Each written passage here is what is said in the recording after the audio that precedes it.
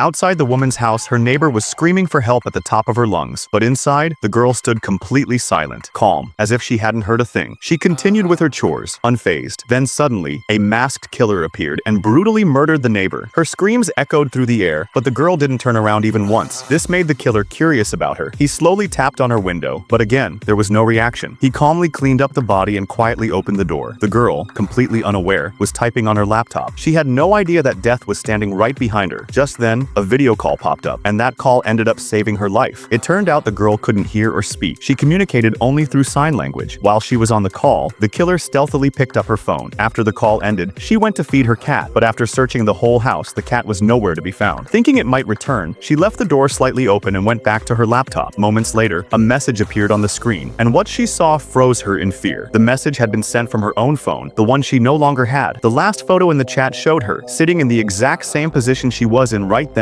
Panic spread across her face. She looked toward the door. Standing there was the same masked stranger. She ran and quickly locked the door. The killer went silent, searching for another way in. Without her phone, she tried to contact the police through her computer, but the killer had already cut the power and even punctured her car tires. Still, she refused to give up. She sent a message directly to the killer, saying she hadn't seen his face, and if he left now, she wouldn't tell anyone. In response, he took off his mask, showing her that now there was no way he would let her live, but he wasn't in a hurry. He liked to play games. The girl grabbed 2 kitchen weapons and hid inside her bedroom, keeping an eye on the window. The killer then picked up the severed hand of her dead neighbor and began knocking on the glass with it over and over again. Terrified, she suddenly remembered the neighbor always kept his phone in his pocket. If she could distract the killer, maybe she could grab it. She pressed her car key, triggering the car alarm outside. As the killer rushed toward the noise, she quickly opened the window and searched the body for the phone, but the killer grew suspicious and came back fast. She tried to shut the window, but he grabbed her hand. Now the two of them were locked in a fierce struggle for survival.